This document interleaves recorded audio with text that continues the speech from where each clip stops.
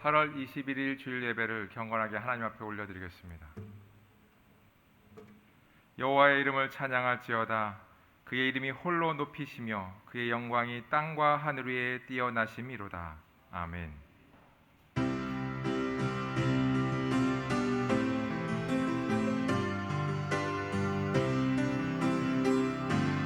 오 하나님 받으소서.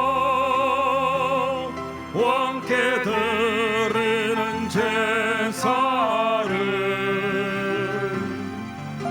소리 높여 주님을 찬양해.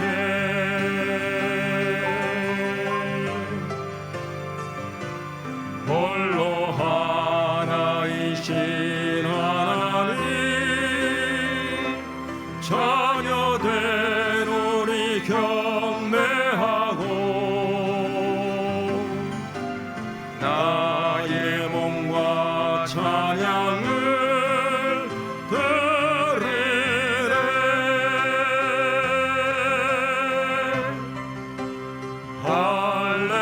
할렐루야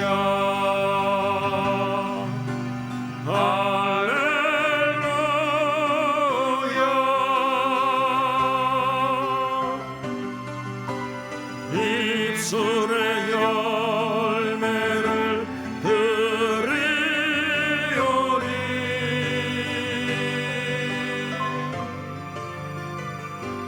오 하나님 받으소서.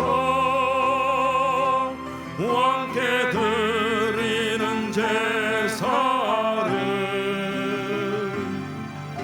소리 높여 주님을 찬양해.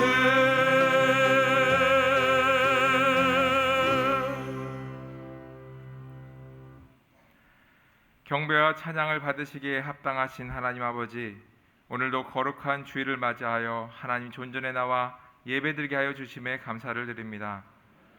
오늘도 우리의 예배를 받아주시길 원합니다. 하나님만 영광받아 주시옵소서. 우리들의 예배가 온 마음과 정성을 다하여 드리는 예배가 되게 하여 주시고, 우리들의 마음속에는 하나님을 경외하며 사랑하는 마음만으로 가득 차게 하여 주시옵소서. 하나님 아버지, 이 시간 한 주간 알게 모르게 지은 죄들과 또한 말씀 앞에 온전히 서지 못했음을 이 시간 회개합니다. 용서하여 주시고 예수님의 보혈의 피로 정결케 하여 주시옵소서. 하나님, 이 예배를 통하여 언제나 말씀을 가까이 하며 그 말씀대로 살아 하나님 앞에 나아가는 자들이 되게 하여 주시옵소서. 오늘도 우리들의 입술을 통한 찬양을 기뻐 받아 주시옵고, 하나님의 말씀이 들려줄 때 마음문을 열고 아멘으로 화답하여 심령의 변화가 있는 시간이 되게 하여 주시옵소서. 예배의 시종을 하나님께 온전히 맡깁니다. 감사를 드리며 예수님의 이름으로 기도드리옵나이다. 아멘.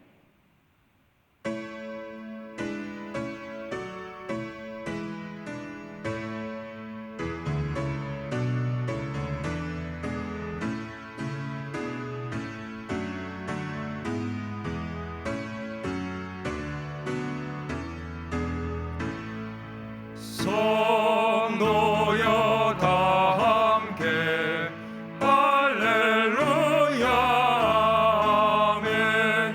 주 찬양하여라 할렐루야 아멘. 주 보좌 앞에서 택하신 은혜를 찬송하여라 할렐루야 아멘. 만문을 열어라 할렐루야 아멘. 온 하늘 울려라 할렐루야 아멘. 인도자 되시며 친구가 되신 주, 그 사랑 끝없다 할렐루야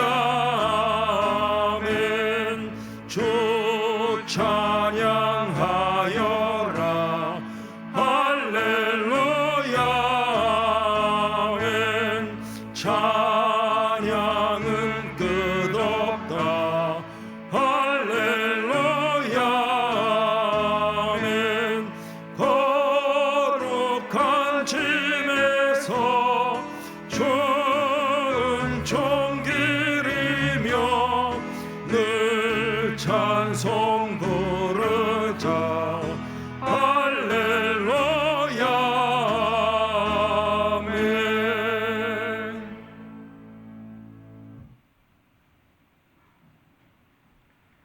나는 전능하신 아버지 하나님 천지의 창조주를 믿습니다.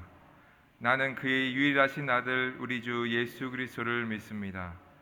그는 성령으로 잉태되어 동정녀 마리에게서 나시고 본디어 빌라도에게 고난을 받아 십자가에 못 박혀 죽으시고 장사된 지 사흘 만에 죽은 자 가운데서 다시 살아나셨으며 하늘에 오르시어 전능하신 아버지 하나님 우편에 앉아 계시다가 거기로부터 살아있는 자와 죽은 자를 심판하러 오십니다.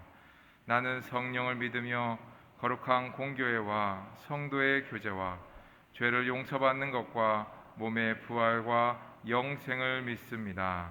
아멘.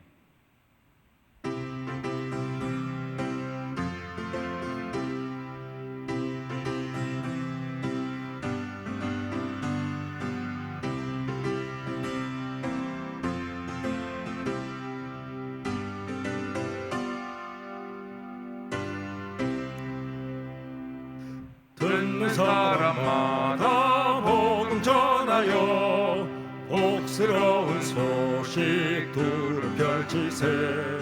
모든 사람에게 전할 소식은 어느 누구나 오라. 어느 누구나 주께 나오라. 어서 와서 주의 말씀 들으라. 하늘아버지가 오라 하시니 어느 누구나 오라. 오는 사람들은 지체 말고서 문 열었을 때에 들어오시오. 생명길은 오직 구주 예수니 어느 누구나 오라. 어느 누구나 주께 나오라. 어서 와서 주의 말씀 들으라. 하늘아버지가 오라 하시니 어느 누구나 언약하신 대로 이룰 것이니 누구든지 언약 받을 수 있네. 받은 사람에게 생명이로다. 어느 누구나 오라. 어느 누구나 주께 나오라. 어서 와서 주의 말씀 들으라. 하늘아버지가 오라 하시니 어느 누구나 오라.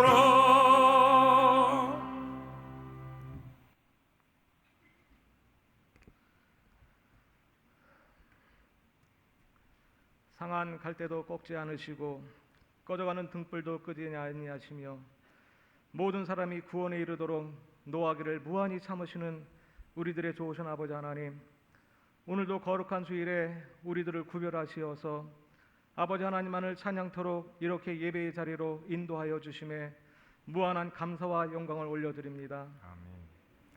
미국의 데스밸리 사막에 천년에 한 번 일어날까 말까한 홍수가 일어나며 지구의 온난화로 인하여 빙하가 빠르게 녹고 있으며 유럽은 이례적인 폭염과 가뭄, 대형 산불, 홍수로 인하여 비상상태에 놓여 있고 세계 여러 곳에서 지진과 화산 폭발 및 테러와 폭력이 난무하는 글로벌적 재난의 시간들이 예수님께서 아주 가까이 우리들 곁에 오심을 알 수가 있습니다. 이제는 재난의 시기를 지나 재앙과 화해의 시간이 이를 터인데 아버지, 기도하기는 영과 진리로 예배하는 우리들이 마지막 때에 구별된 믿음의 무리 중에 있게 하시고 예수님과 함께 호흡하며 행복한 삶을 살 수 있도록 영적으로 깨어 기도하며 하나님의 때를 잘 준비하여 부끄러움을 당하지 않는 소망의 모든 성도들이게 하여 주시옵소서. 아멘. 미국과 중국의 마찰로 인해 파생되는 모든 경제적 불황들을 제거하여 주시고, 러시아와 미국과 유럽의 나라들로 인하여 대치되는 신냉전 시대의 기류가 형성되지 아니하도록 막아주시고, 세계에 급속히 재확산되는 코로나로부터도 안보하여 주시고, 러시아와 우크라이나의 전쟁도 속히 종결되게 하시어 우크라이나 국민들로 하여금 위로받으며 국가 재건에 힘을 모으도록 도와주시기를 간절히 기도합니다. 아멘. 작금의 대한민국을 위하여 기도합니다. 이 백성들로 하여금 굳은 마음이 부드러운 마음으로 변화되게 하시고, 아무것도 아닌 것을 의미 있는 것으로 변화시키는 하나님의 능력을 바라보게 하시옵소서. 아멘. 시대의 모든 것을 대할 때 절망할 수밖에 없는 모든 상황 속에서 회복시키시는 하나님의 일하심을 사모하는 자들로 살아가게 하여 주시옵소서. 아멘. 지금 이 순간 구원과 회복의 하나님을 마음껏 찬양하길 원합니다. 성령 하나님 친히 이곳에 임재하여 좌정하사 우리의 예배를 기쁘게 받아 주시옵소서. 아멘. 많은 피로 인하여 사상자가 발생하고 수많은 재산적 피해를 입은 자들과 이재민들을 불쌍히 여기시고 긍휼과 자비로 저들을 이루하여 주시고, 모든 어려움의 상황 속에서 용기 백배하여 낙담하지 않도록 새 힘을 더하여 주시기를 간절히 기도합니다. 아멘. 소망교회 공동체 안에 있는 성도들은 내가 먼저 구제와 봉사함에 앞장서며 적은 물질이라도 도움을 나누는 따뜻한 마음의 사람들이게 하여 주시옵소서. 아멘. 소망의 모든 교회 학교의 여름 행사를 은혜 중에 마치도록 인도하시고 역사하여 주신 하나님께 감사를 드립니다. 우리 아이들과 청년들이 받은 번뇌를 잘 감당하여 교회와 대한민국과 나아가 세계에 부름받은 주의 자녀로서의 모든 역할들을 훌륭히 이루어내도록 끝날까지 성령 하나님 동행하여 주시고 보존하사 안보하여 주시기를 또한 간절히 기도합니다. 아멘. 오늘부터 시작하는 하반기 구역 모임과 예배에도 적극적인 성도들이 되도록 인도하여 주시고, 27일에 있을 하반기 인도자 수련회에도 아버지의 사랑과 크신 은혜가 넘치도록 도우시고, 모든 인도자들이 한 사람도 빠짐없이 참여토록 각자의 시간과 여건들을 조성하여 주시고, 스스로에게 맡은 바 책임을 감당하는 인도자들이 될 수 있도록 성령 하나님의 도우심의 손길을 구하고 찾는 간절함의 인도자들이게 하여 주시옵소서. 아멘. 살아계신 아버지의 말씀을 받을 때에 주의 집중하여 나에게 주시는 아버지의 음성으로 듣게 하시고, 마음밭에 깊이 새기어 세상에서 소금과 빛의 사명들을 잘 감당하여 상 주시는 예수님께 잘하였다 칭찬 듣는 소망의 모든 성도이게 하여 주시기를 세상 끝날의 주인공이신 예수님의 이름으로 간절히 기도합니다. 아멘.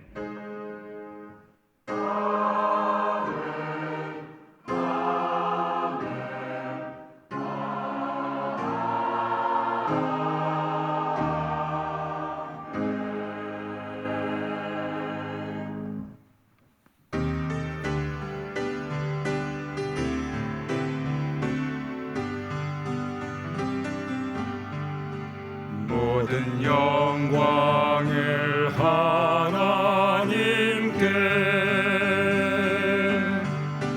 모든 영광을 하나님께, 온 마음과 뜻 다해 주 사모합니다. 모든 영광을 하나님께.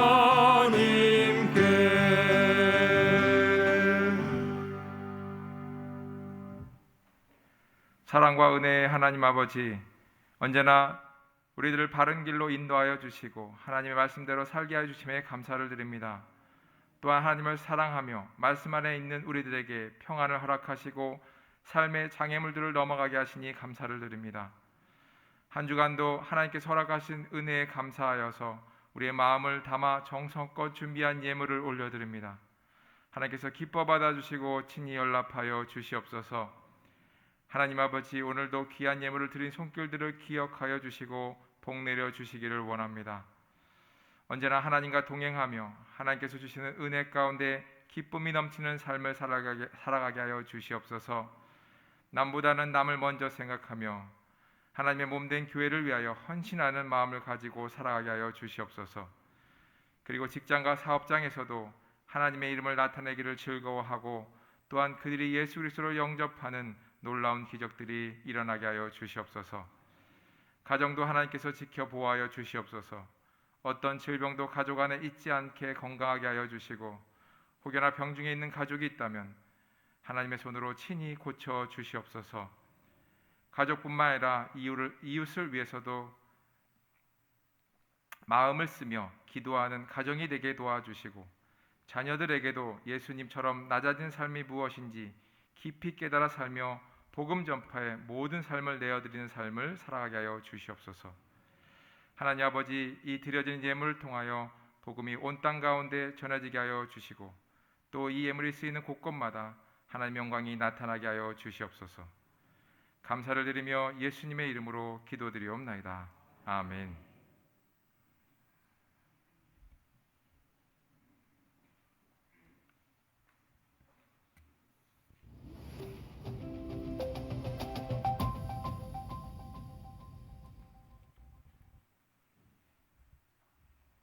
안녕하세요. 8월 셋째 주 소망 뉴스를 전해드리겠습니다. 첫 소식입니다. 청년부 수련회를 은혜 가운데 잘 마쳤습니다. 협력해주신 모든 분들께 감사드립니다. 여름 사역간 수고하신 교사를 위하여 마벨리에에서 교사 위로회를 진행하였습니다. 위로회를 마련해주신 장로회, 안수집사회, 건사회께 감사를 드립니다.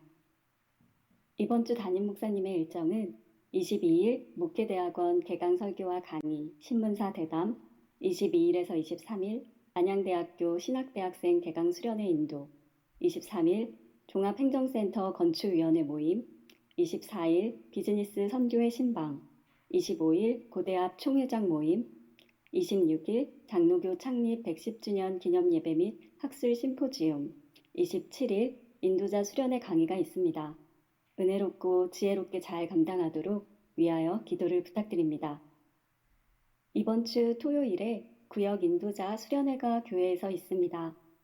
하나님의 은혜 가운데 성령 충만한 구역 인도자로 세워지고 하반기를 힘써 인도해 나갈 위로와 힘을 얻는 시간 되길 기도해 주시기 바랍니다. 이번 주부터 하반기 구역 예배가 개강합니다. 이번 학기 교내 대학생과 대학원생들의 장학금 신청은 없습니다. 총회 소속 목사님들의 자녀 장학금은 25명에게 5천만 원을 지급하기로 했습니다. 2022년의 주제는 회복 그리고 성장이고 7월에서 9월의 주제는 때를 얻든지 못 얻든지 복음을 전파하라입니다. 이번 회기에는 한 사람에게 복음을 전파하여 모쪼록 그들을 구원할 수 있기를 바랍니다. 필리핀의 뚜마나 교회에서 건축 중에 있는 교회를 위해 한동흥 장로님, 조영숙 권사님이 1,000만 원을 헌금해 주셨고 또 몇 분의 성도님이 260만 원의 헌금을 해주셔서 총 1,260만 원의 헌금을 송금하였습니다. 세워질 교회를 위하여 지속적으로 기도해 주시고 도와주신 분들에게 하나님의 은혜와 복이 충만하시기를 바랍니다. 10월에 있을 바자회를 위하여서 조직을 구성하였습니다. 간지를 확인해 주시고 함께 기도해 주시기 바랍니다. 담임 목사님의 책 오직 기도, 오직 성령이 출판되었습니다. 예배 후 1층 로비에서 가정당 한 권씩 나누어 드리겠습니다.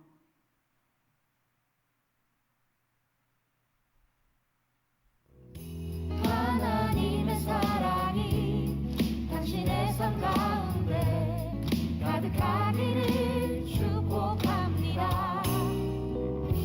하나님의 은혜가 우리 가운데 가득하길 기도합니다. 하나님의 사랑이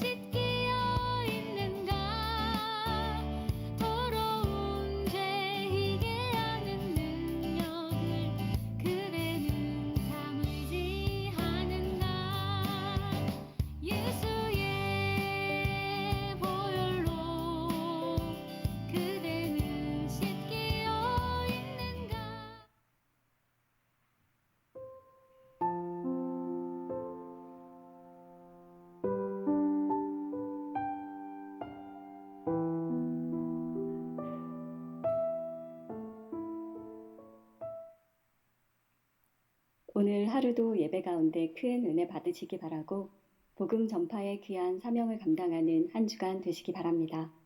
행복한 주일 되세요. 감사합니다.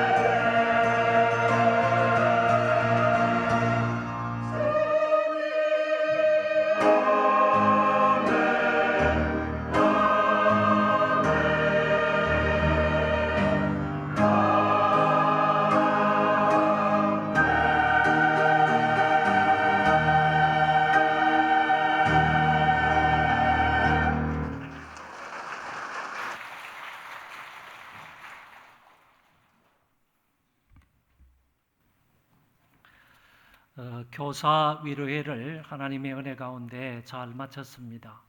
우리 도와주신 우리 장로님들 안수 집사님들, 권사님들께 진심으로 감사를 드리고요. 그리고 이 필리핀의 뚜마나 교회에서 교회를 개척하고 있는데 그 공사비 가운데에서 일부를 광고를 드렸는데 우리 한동영 장로님, 조영숙 권사님이 1,000만 원의 헌금을 해주시고 나머지 분들이 또 100만 원, 100만 원, 60만 원, 10만 원 이렇게 헌금으로 도와주셔서 1,260만 원을 지난주에 필리핀 교회로 보냈습니다. 여러분들의 도움에 진심으로 감사를 드리고요. 뿐만 아니라 이번 주 토요일에 여러분 앞에 광고를 보시는 것처럼 인도자 수련회가 있는데 이번 인도자 수련회에 아주 귀한 강사분을 모셨습니다. TV에도 방송을 자주 나오시는 분인데 송기른 박사님을 모셨으므로 여러분들 한 번도 빠짐없이 다 참여해서 우리 인도자들 158명입니다. 158구역이 되는데 많은 분들 참여해서 좋은 강의를 듣고 하반기에도 구역장의 임무 또 구역 인도자의 임무를 잘 감당할 수 있기를 바랍니다. 하나님 말씀을 보겠습니다. 사도행전 11장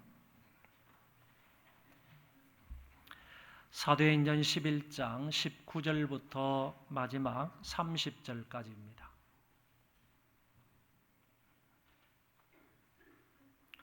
신약성경 사도행전 11장 19절부터 마지막 절까지 제가 봉독하겠습니다.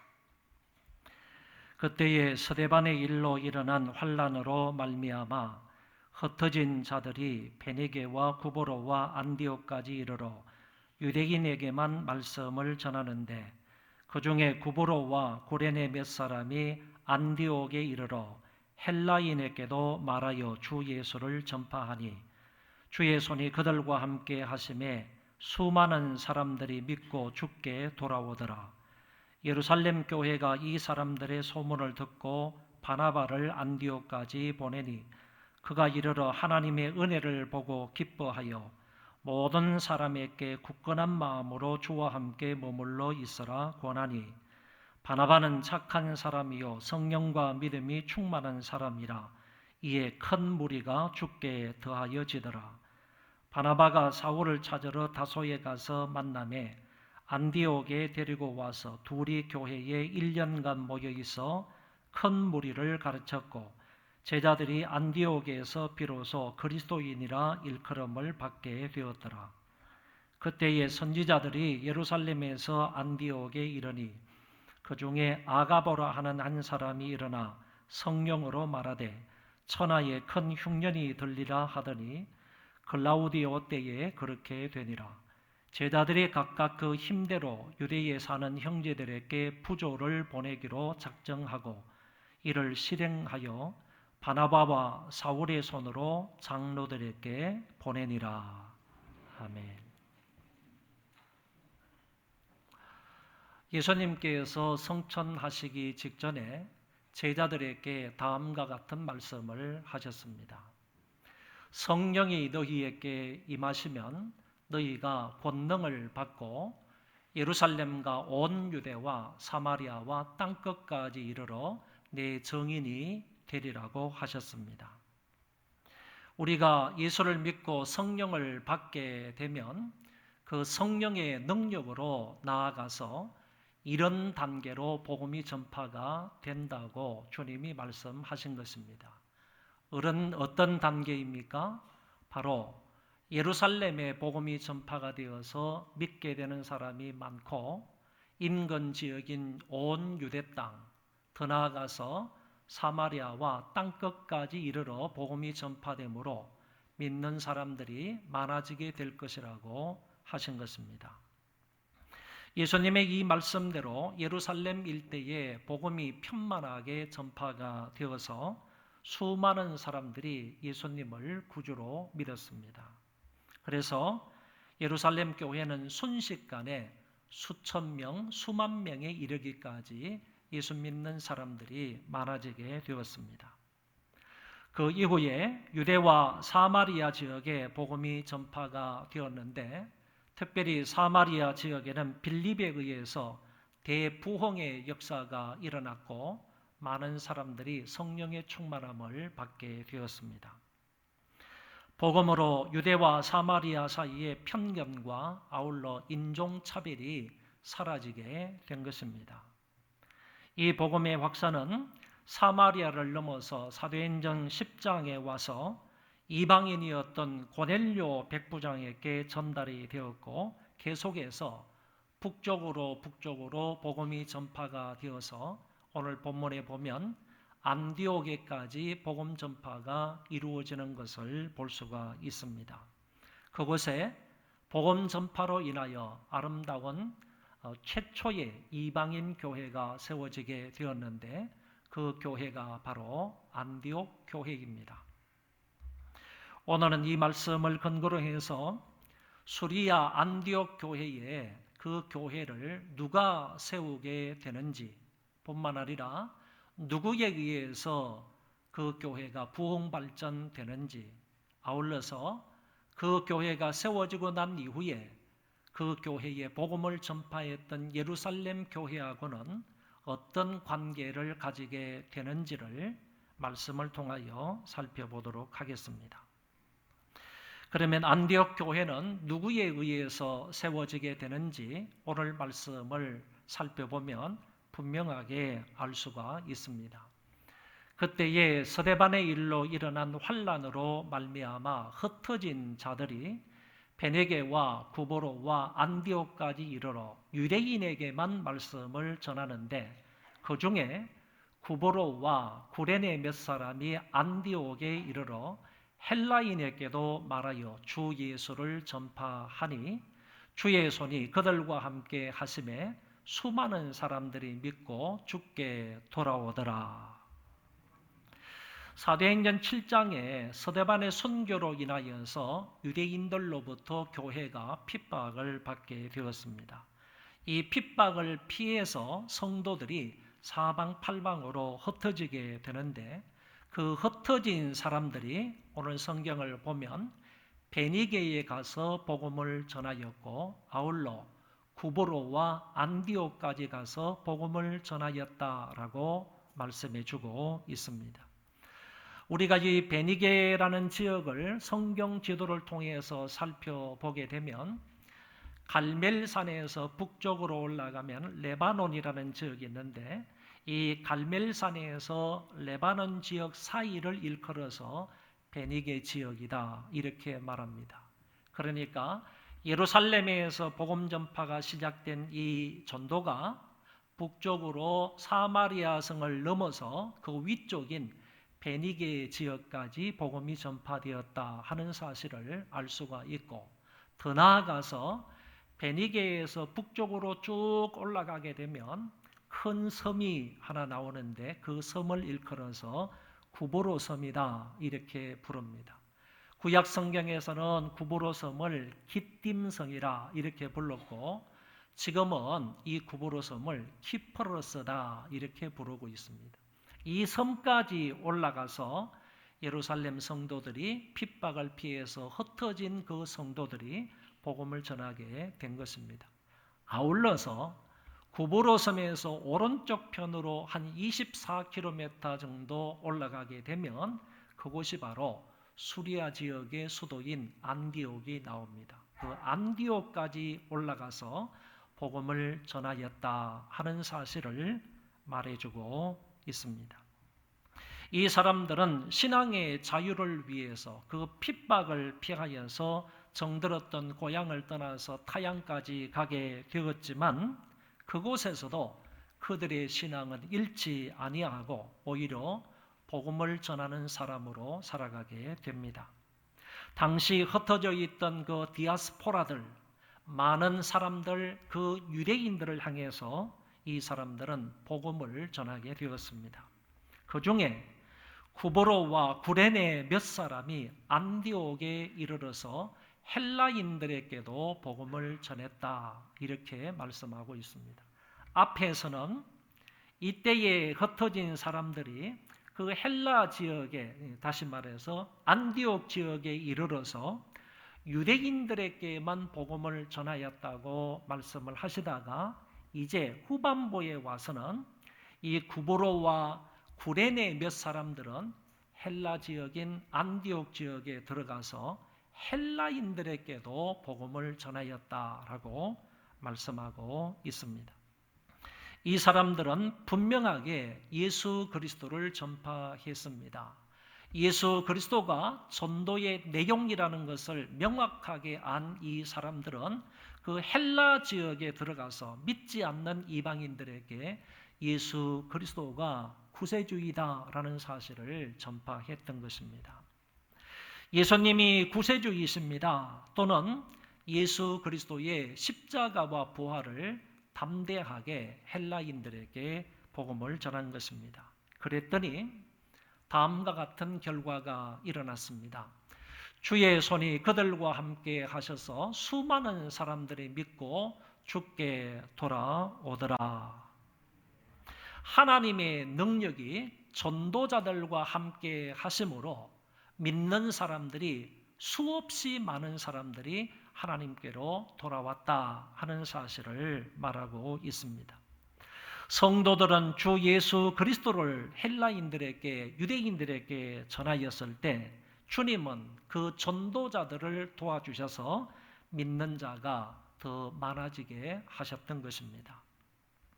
앞에서는 안디옥 사람들에게 유대인들에게 말씀을 전했다고 했고 뒤에 가서는 안디옥에 있는 이방인들 헬라인들에게 복음을 전하게 되므로 안디옥 교회는 유대인들과 헬라 기독교인들의 모임으로 이루어지게 된 것입니다.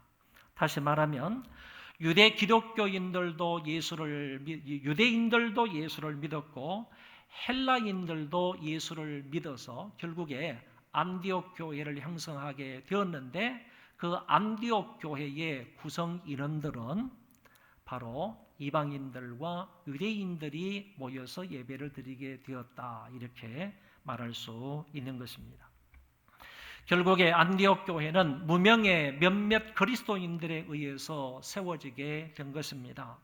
사도들이 세운 교회가 아닙니다. 그리고 훌륭한 집사님들이 세운 교회도 아니고 그 지방의 유지들이 세운 것도 아니었습니다. 이름조차도 밝혀지지 않은 몇몇 신자들에 의해서 안디옥 교회가 세워지게 되었습니다. 그리고 유대인과 이방인들이 함께 모여서 하나의 기독교회가 된 것이 바로 안디옥 교회라는 말입니다. 주로 헬라인, 이방인 그리스도인들로 이루어진 교회가 최초의 이방인 교회 안디옥 교회라고 말할 수 있습니다. 특별히 안디옥에 이런 최초의 이방인 교회가 세워지게 된 하나님의 특별한 섭리와 목적이 있었겠습니까? 이 안디옥은 예루살렘에서 북쪽으로 480km 정도 떨어져 있는 곳에 위치해 있습니다. 이 도시는 당시의 인구가 약 50만 명 정도 되었는데 로마의 지배 아래 있었던 그런 도시들 가운데에서 로마를 포함해서 세 번째 큰 도시였다고 합니다. 첫 번째가 로마고 두 번째가 알렉산드리아고 세 번째가 바로 이 비시디아, 수리아, 안디옥이었습니다. 이 수리아 지역의 수도이기도 했던 이 안디옥은 굉장히 넓은 지역이었고 뿐만 아니라 이 지중해에서 아까 말씀을 드린 대로 한 24km 정도밖에 떨어져 있지 않기 때문에 상업의 중심 도시 역할을 했고 물의 공급이 원활하게 이루어졌기 때문에 어떤 농작물이 잘 되었다고 기술해주고 있습니다. 이런 좋은 환경과 경제적 윤택함 속에서도 그들은 이방신들을 많이 섬겼고 뿐만 아니라 도덕적으로 많이 타락했던 도시가 수리아 안디옥이었다고 합니다. 이런 곳에 하나님이 몇 명의 그리스도인들을 통하여 교회를 세우신 것은 분명한 뜻이 있다는 것입니다. 그것은 바로 이방 선교의 중심지, 이방 선교의 본부로 사용하시고자 하나님께서 이들을 통하여 그곳에 교회를 세우신 것입니다. 아시아와 유럽으로 뻗어나갈 수 있는 지리적 위치가 상당히 좋았습니다. 그래서 이방 선교의 전초 기지로서 본부로서 하나님께서 그 안디옥 교회를 사용하시고자 무명의 몇몇 그리스도인들을 통하여 이곳에 교회를 세우셨다는 말씀입니다. 아울러 그 교회에 모이는 사람들은 이제 경제력이 나름대로 있었기 때문에 그 경제력을 이용해서 사방팔방으로 나아가서 선교하기에 용이했기 때문에 하나님께서 이런 목적으로 그곳에 교회를 세우셨다고 봅니다.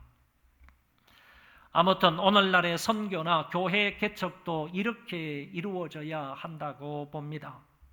믿는 사람들이 교회가 없는 지역에 가서 믿지 않는 사람들에게 예수 그리스도를 전파함으로 말미암아 그들이 믿게 되었을 때 그 사람들이 모여서 교회를 형성해야 한다는 말입니다.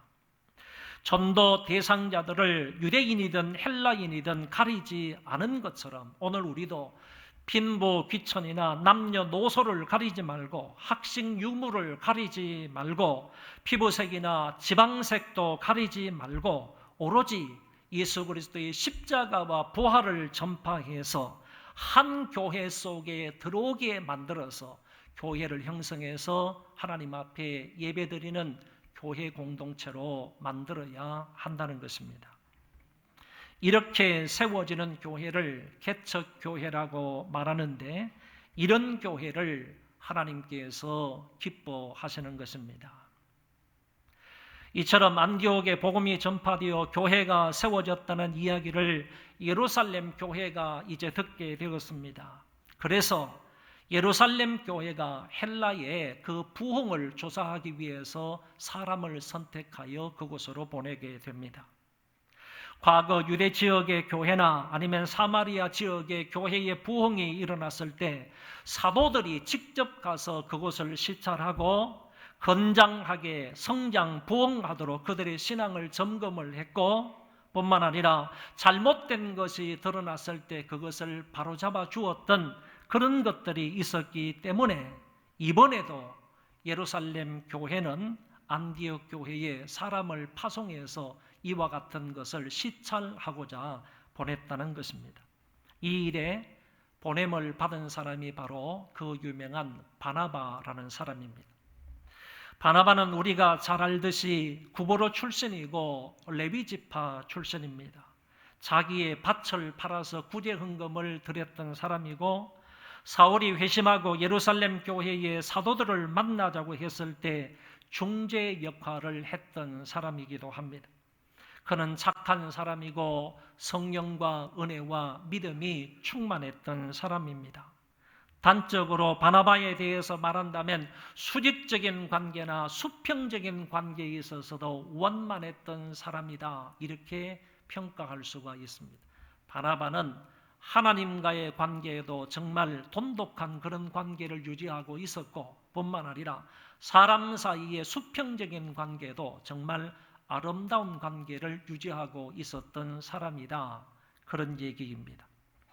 그 사람을 안디옥 예루살렘 교회에서는 선택을 해서 안디옥 교회로 파송을 했던 것입니다.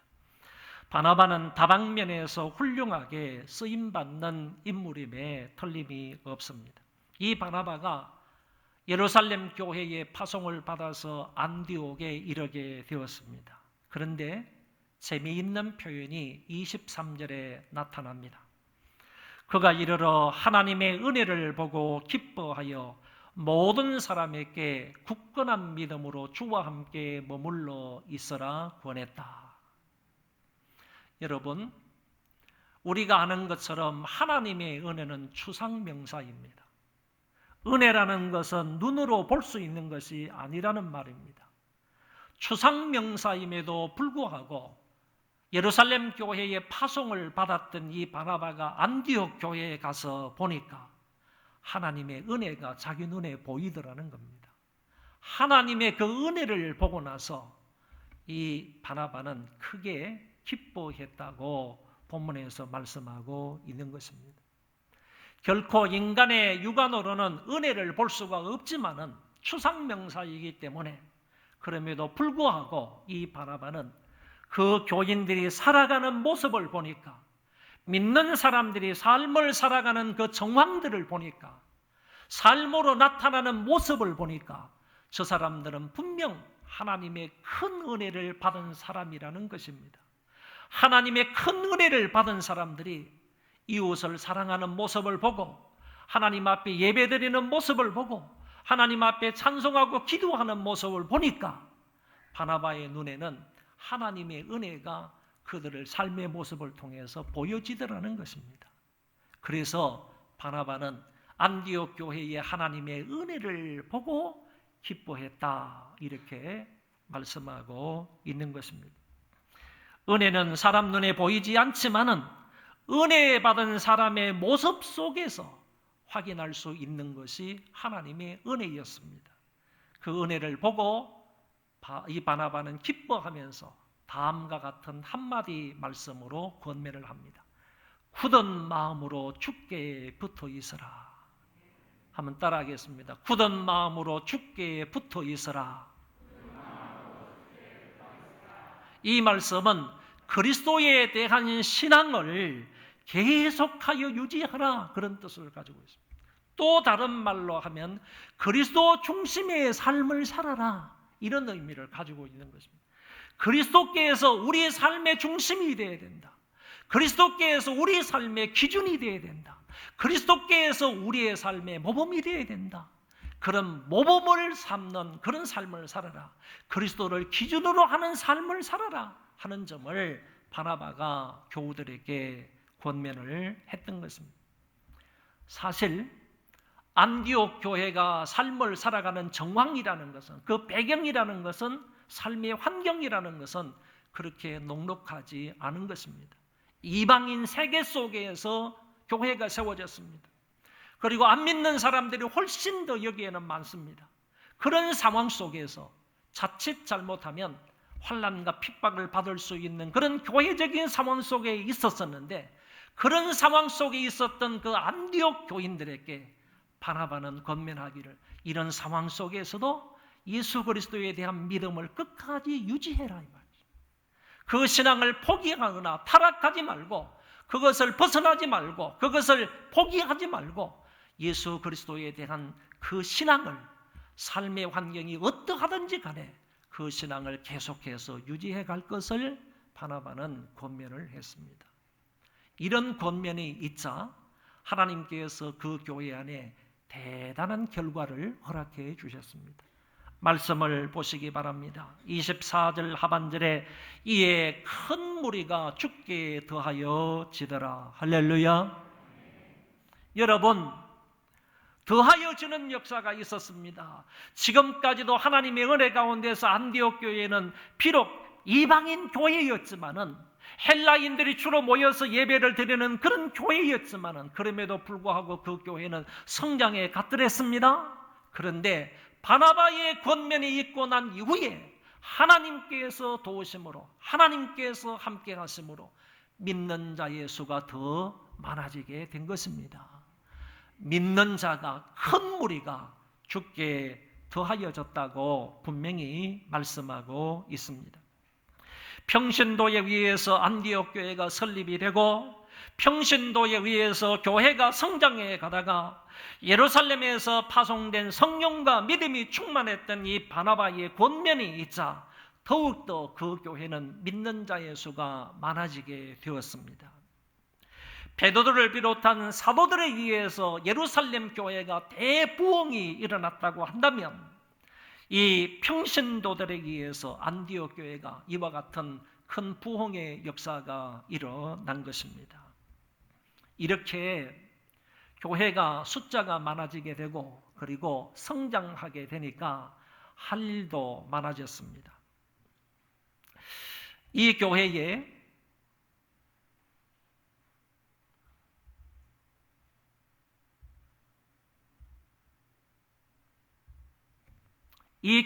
영적 지도자였던 이 바나바는 혼자 이 일을 감당할 수가 없어서 다소에 있던 바울이라는 사람을 초청해서 바울과 함께 사역을 하게 되는 것을 엿볼 수 있습니다. 특별히 앞으로의 전도 대상자들이 주로 이방인이었다는 점에서 이방인 선교를 위해서 부름받은 이 사울을 다소에 가서 데려오게 된다, 그런 얘기입니다.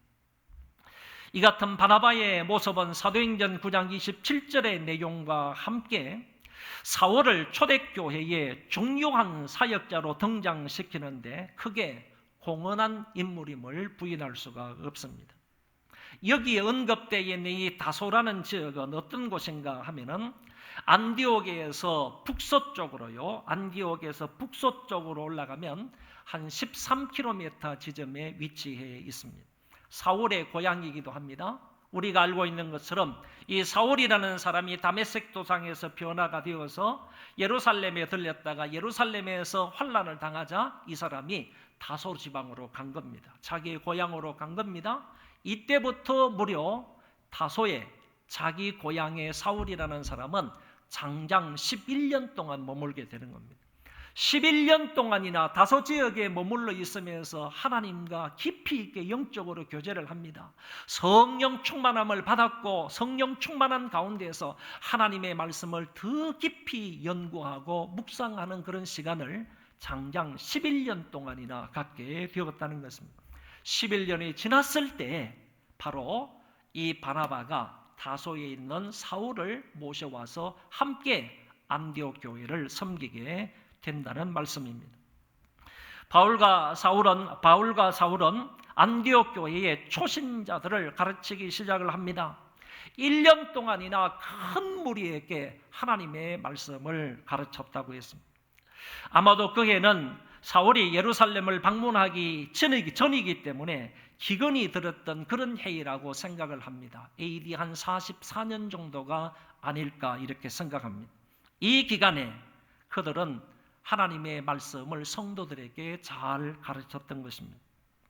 안디옥 교회는 초신자였고 이방인들이 많았기 때문에 가르쳐야 할 내용도 더 많았을 것으로 생각합니다. 유대 기독교인들은 구약 성경을 배경으로 하고 있기 때문에 하나님의 말씀을 많이 가르칠 이유가 없습니다. 그러나 헬라 기독교인들은 전혀 그렇지 못하였기 때문에 신앙생활을 하는데 필요한 여러 가지 사항들을 하나님의 말씀을 통해서 잘 가르칠 필요가 있었습니다. 좋은 성경 교사였던 이 바나바와 사울은 자신의 사명을 따라서 성실하게 1년 동안 그들을 가르쳤던 것입니다. 그러니까 무명의 그리스도인들에 의해서 교회가 설립이 되고 바나바에 의해서 교회가 더 부흥되다가 사울에 의해서 더욱더 양육이 되어서 신앙이 타져지는 그런 과정을 1년 동안 보게 된 것입니다. 여러분, 오늘날의 교회도 이렇게 부흥 성장해 가야 할 줄로 믿습니다. 훌륭한 성경 교사가 많아야 한다는 것입니다. 그래서 그들에 의해서 교회가 탄탄히 든든히 부흥 발전해 가야 하는 것입니다. 하나님의 말씀으로 성도들의 신앙이 성장해 가야 되고 성숙해 가야 한다는 말입니다. 우리 교회도 아이들과 학생들과 청년들과 구역 식구들을 잘 가르치고 섬기고 세워주는 훌륭한 성경 교사들이 많았으면 좋겠습니다. 어제 우리 주일학교 교사들 한 90명 정도가 서울에 있는 아주 좋은 식당에서 교사 위로회를 가졌습니다. 장로님들과 안수집사님들 그리고 권사님들이 여름 성경학교와 수련회에 수고한 우리 90명의 교사들을 위로하는 차원에서 맛있는 식사를 대접해 주었습니다. 저는 간절히 바랍니다. 그 90명의 그 교사들이 성경을 잘 가르치는 그런 훌륭한 교사들이 되기를 바랍니다.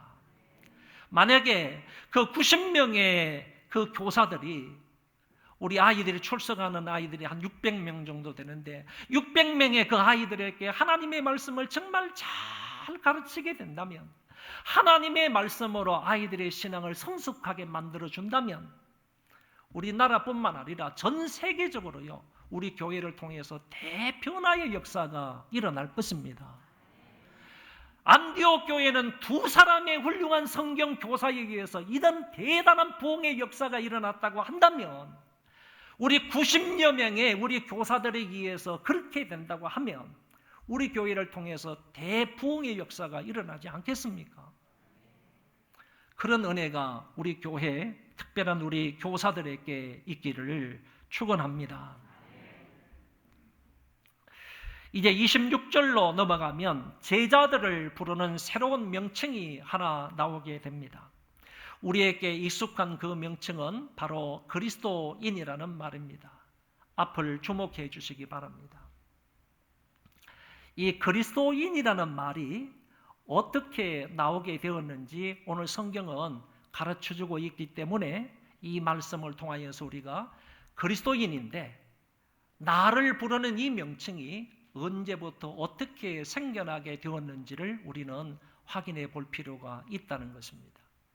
26절에 제자들이 안디옥에서 비로소 그리스도인이라 일컬음을 받게 되었더라. 이 크리스찬이라는 말이 사도행전 11장 26절에서부터 시작이 되는 것입니다. 당시의 헬라인들은 유행했던 말이 뭐냐 하면 헤롯인, 그리고 가이사인, 이런 말들이 유행을 했습니다.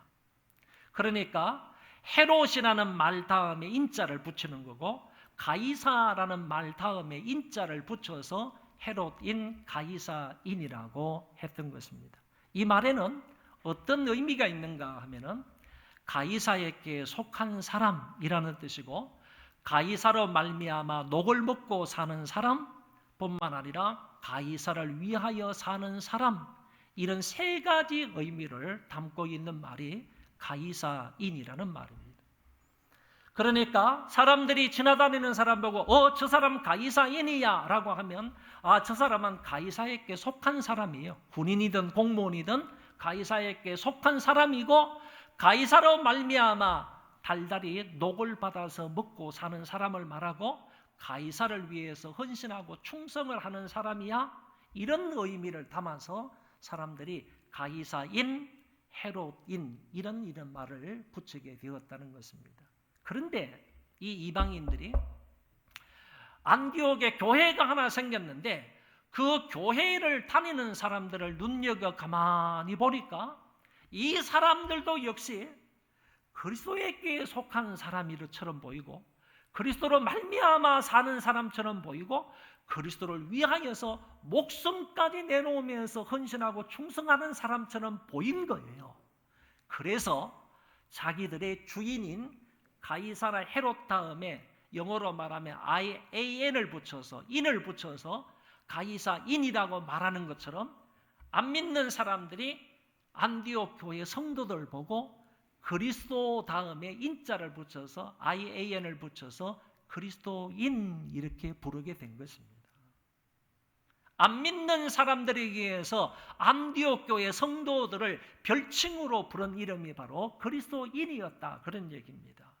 그러니까 그리스도인이라는 말은 어떤 의미를 품고 있는가 하면은, 그 사람은 그리스도에게 속한 사람이고, 그 사람은 그리스도로 말미암아 살아가는 사람이고, 그리스도를 위하여서 살아가는 사람이다, 이런 의미를 가지고 있는 것입니다. 너무너무 멋진 그 이름이 바로 그리스도인이라는 것입니다. 여러분들은 그리스도인입니까? 여러분은 진정한 의미에서 그리스도인입니까? 내 소속이 그리스도에게 속하여 있습니까? 여러분들이 달달이 살아가는 것은 그리스도로 말미암아 살아갑니까? 그리스도를 위해서 헌신하고 충성하는 사람들입니까? 그런 의미를 담아야 진정한 의미에서 그리스도인이라고 말할 수가 있는 것입니다. 옛날에요, 종교 개혁자들을 일컬어서 프로테스탄트라고 했습니다. 프로테스탄트라고 했는데, 이 말은 항의자, 항거자라는 뜻입니다. 이거는 가톨릭 교인들이 항거하는 사람이다, 항의하는 사람이다 라는 의미로 개신교도들을 이렇게 이름을 붙여준 거예요. 프로테스탄트다. 가톨릭 교인들이 아니라 저 사람들은 우리에 대해서 항의가 많고 항거하는 사람이다 라는 의미로 프로테스탄트라는 이름을 붙여준 거예요. 그러니까 원래는 좋은 의도의 이름이 아닌 것이지요. 그러다가 이것이 세월이 지나가지고 어떤 이름으로 사용이 되는가 하면은 불의에 대해서, 불법에 대해서, 비진리에 대해서, 인본주의에 대해서 항거하는 사람이다, 이런 의미로 사용이 된 거예요. 좋은 의미로 사용이 된 겁니다. 불법이나 불의한 거 아니면 인본주의나 비진리에 대해서 항거하는 사람, 얼마나 멋진 이름입니까?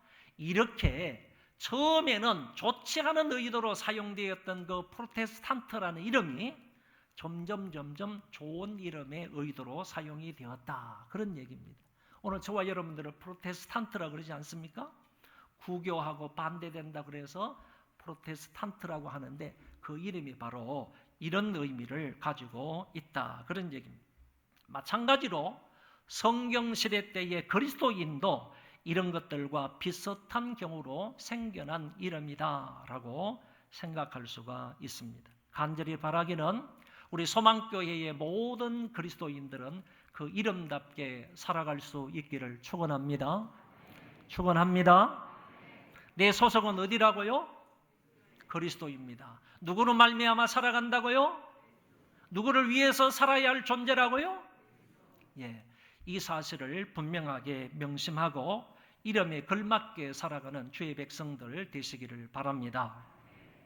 이제 마지막 부분을 간단하게 설명하고 설교를 마치려고 합니다. 27절 이하의 말씀인데요. 클라우디오 황제, 로마 황제입니다. 클라우디오 황제 때에 전국에, 어쩌면 전 세계적으로 상당한 기근이 임하였습니다. 흉년이 들었습니다. 이때가 44년이라고 하는데 그 기근의 절정이 AD 45년이었습니다. 그런데 AD 45년 정도가 되어가지고 이 기근이 예루살렘까지 완전히 덮쳐가지고 예루살렘에 살고 있는 성도들에게 기근으로 인해서 큰 불평과 어려움이 온 겁니다. 많은 사람들이 굶어 죽게 생겼습니다. 그 정도로 기근으로 인하여서 예루살렘 교회가 큰 어려움이 당하자 이 소식을 안디옥 교회에서 들었습니다. 안디옥 교회는 경제적으로 풍성한 교회라고 했지 않습니까? 안디옥 교회가, 예루살렘 교회가 기근으로 인하여서 큰 흉년이 들어 어려움을 당하고 있다라는 얘기를 듣고 안디옥 교회가 자발적으로 부조를 보내기로 합니다. 구제 헌금을 보내기로 결정을 했습니다. 여러분 잘 보시기를 바랍니다. 이때에 이 경제적으로 어려움을 당했던 이 예루살렘 교회를 위해서, 예루살렘 교회를 통해서 복음을 받았던 이 안디옥 교회는 영적인 은혜를 받았기 때문에 우리가 할 수 있는, 우리의 상황 속에서 할 수 있는 최선의 것을 안디옥 교회에 드리자라고 해가지고 이 사람들이 많은 헌금을 모아서 그 부조금으로 예루살렘 교회에 보내게 되었다, 그런 얘기입니다. 누가 시켜서 한 게 아닙니다. 자원적으로 이 사람들은 구제금을 거둔 것입니다. 자기들의 형편에 따라서 힘껏 구제금을 해서 예루살렘 교회에 보내주었습니다. 이것을 보면 복음을 전해준 교회와 복음을 받은 교회가 어떤 관계 속에 있어야 되느냐 하는 점들을 오늘 우리에게 가르쳐주고 있는 것입니다. 우리 교회는 지교회를 세웠지 않습니까? 우리 교회는 많은 선교사님들을 파송해서 선교사님들을 돕고 있습니다. 그러면 본교회하고 지교회하고 어떤 관계가 되어야 되느냐? 본교회하고 선교지 교회하고 어떤 관계가 되어야 하는가 하는 점들을 오늘 본문이 우리에게 가르쳐주고 있다라고 볼 수 있습니다. 이 관계는요, 어떤 종파를 떠나서 뿐만 아니라 어떤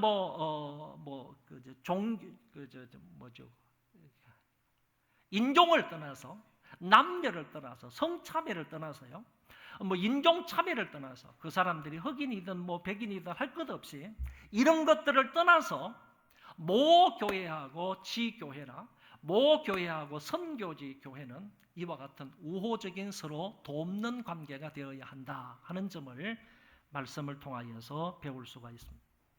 서로 육적인 것을 주기도 하고 영적인 것을 주기도 하는 그런 관계가 되어야 한다는 것이고, 할례자와 무할례자 사이에서도 서로 돕고 협력하는 그런 관계, 사랑을 나누는 그런 관계가 되어야 한다 하는 점을 우리가 배울 수가 있겠습니다. 오늘 말씀을 간단하게 정리를 하겠습니다.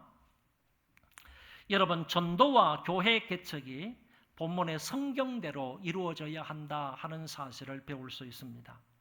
믿는 자에 의해서 불신자들에게 복음이 전파되어 믿는 자가 많아져서 그 사람들에 의해서 교회가 세워져야 한다는 것입니다. 이것이 개척교회이고 이런 교회를 하나님이 기뻐하신다는 사실을 알아야 하겠습니다. 한 교회에서 봉사를 하다가 분리 개척해서 나가서 교회를 개척하거나 아니면 어려움과 분란이 많은 그런 교회 바로 앞에 가가지고 교회를 개척해서 떨어지는 이삭이라도 주워 먹겠다는, 떨어지는 이삭이라도 모아가지고 교회를 하겠다는 이런 심보로 교회를 개척하는 것은 하나님이 결코 기뻐하지 않는다는 것입니다. 그리고 교회가 계속 성장해 가려면 좋은 성경 교사가 있어야 한다는 것입니다.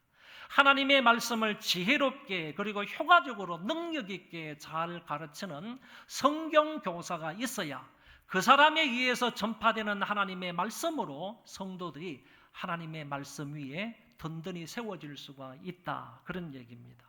이런 교회가 진정한 의미에서 부흥 발전하는 교회라고 말할 수가 있습니다. 우리 교회는 하나님의 말씀 위에 든든히 세워지는, 평안히 든든히 세워지는 그런 교회가 되어지시기를 바랍니다. 그리고 모교회와 선교지 또는 모교회와 지교회 사이의 관계는 서로 돕는 관계가 되어야 되고 협력하는 그런 관계가 되어야 하겠습니다. 언어나 문화나 인종의 장벽을 넘어서 서로 도와줘야 하고 영적이고 육적인 것을 서로 도움을 주고받는 그런 관계가 되어야 하겠습니다.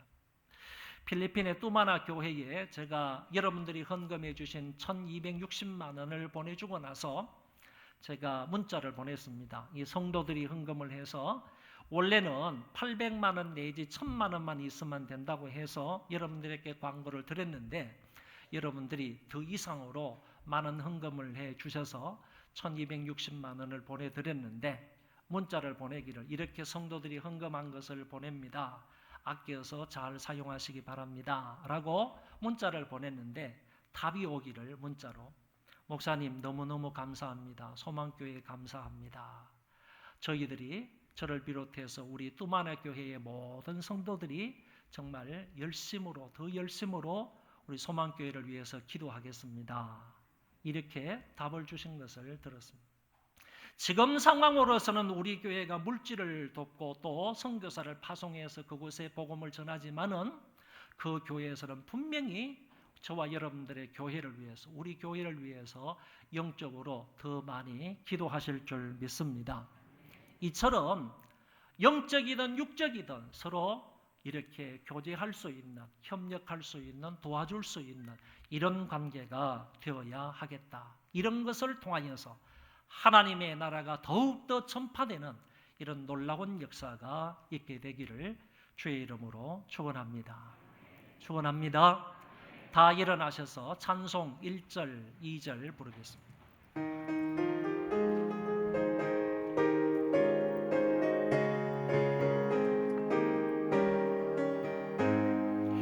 어감에 사는 백성들을 보라 수많은 심령 멸망하겠네 그 누가 갈까 주의 복음 들고 생명을 구원하는 곳으로 큰 권세 주께 있으니 큰 권세 주께 있으니 너는 가서 주의 복음 전하라 주가 너 항상 지키리라 구원의 문 넓게 열렸으니 십자가 분명 일어나거라 너희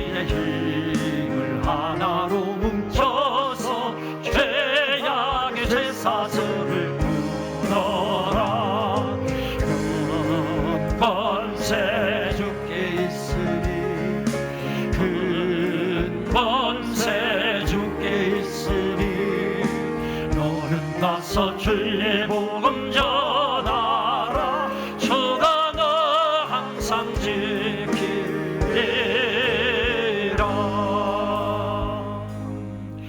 무명의 그리스도인들이 전도하여 안디옥 교회를 세운 것처럼 우리의 교회 안에 그런 성도들이 많아지게 해 주시옵소서. 우리의 교회에 바울과 바나바와 같은 그런 성경 교사가 많아지게 해 주시옵소서. 이 두 가지 제목을 놓고 함께 통성으로 기도하겠습니다. 자비로우신 하나님 아버지, 은혜를 감사합니다. 이 한 시간에 저희들에게 귀한 말씀을 주시는 그렇습니다. 마음에 담게 하여 주시고 이 말씀대로 살아갈 수 있는 우리가 되도록 아버지여 은혜를 베풀어 주옵소서.